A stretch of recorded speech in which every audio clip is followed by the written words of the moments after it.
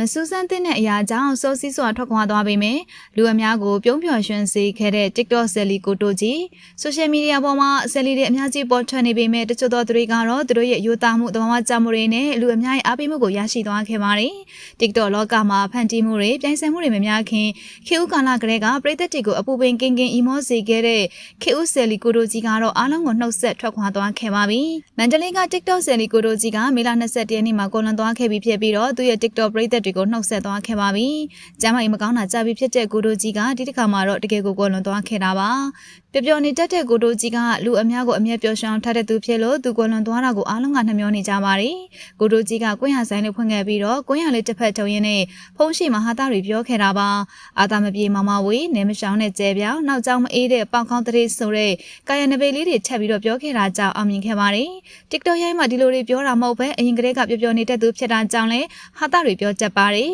။ TikTok မှာတော့သူ့ရဲ့ဟာတာညံကြောင့်ပဲလူသိများလာခဲ့ပြီးတော့ follower တန်းချီရှိတဲ့ TikTok ဆယ်လီဖြစ်လာခဲ့ပါတယ်။ကိုရဆိုင်လေးကလည်းရောင်းအကောင်းခဲ့တဲ့ပြင်ပွဲဒီမှာလည်းကိုတိုကြီးက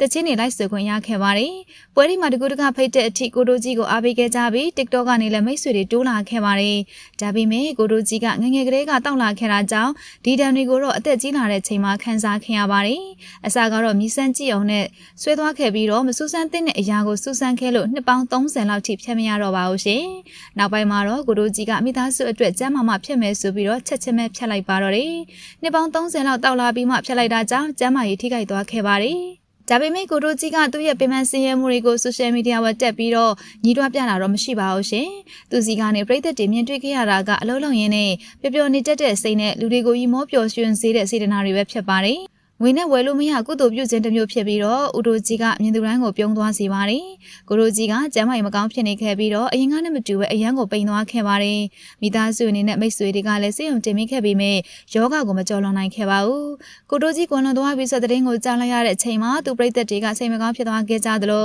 သူ့ရဲ့အသက်အရွယ်ကိုသိလိုက်ရတဲ့အချိန်မှာတော့ပို့ပြီးတော့နှမျောတတဖြစ်ခဲ့ကြရပါတယ်။အသက်50ကျော်သားရှိသေးလို့လူတယောက်ရဲ့ဘဝမှာနောက်ထပ်နှစ်ပေါင်းများစွာနေထိုင်လို့ရသေးပါတယ်။ကံကြမ္မာကတော့ဒီရိုးသားတဲ့လူကြီးကိုဒီလောက်ထိအခွင့်အရေးမပေးခဲ့ပါဘူး။ကျမ်းမာရေးအခြေအနေဆိုးဝါးလာတဲ့နောက်ပိုင်းမှာတော့လူကတိတိတသာပိန်ချုံသွားခဲ့ပြီးနောက်ဆုံးမှာတော့ဝေဒနာတွေကိုကြံ့ကြံ့ခံရင်ဆိုင်ရင်းနဲ့ပဲဒီလောကကြီးကနေစောစီးစွာထွက်ခွာသွားခဲ့ရရှာပါတယ်။ခေဦး TikTok ဆယ်လီတယောက်ဖြစ်တဲ့ကိုတိုကြီးကိုတော့ပရိသတ်တွေကဘယ်တော့မှမိမှာမဟုတ်ပါဘူး။ဟန်ဆောင်မှုတွေမပါဝင်မဲ့ရိုးသားတဲ့ကွန်ရက်တဲ့ဦးလေးကြီးရဲ့ဗီဒီယိုတွေကိုတော့ဘယ်အရာကမှအစားထိုးနိုင်မှာမဟုတ်ပါဘူးရှင်။ကိုတိုကြီးကသူမကွယ်လွန်ခွင့်မှာတော့သူ့သားတွေနဲ့တခြားလူငယ်လေးတွေကိုသူ့လိုမျိုးမဆန်းတဲ့အရာကိုမဆန်းမှုအတွက်လည်းပြောသွားခဲ့ပါတယ်။လမ်းမေးကွင်းရဆိုင်လေးကနေတဆင်လူအများကိုရီမွအောင်လုပ်ပေးနိုင်ခဲ့တဲ့သူ့ရဲ့စွမ်းဆောင်ရည်ကတကယ်ကိုလေးစားစရာပါ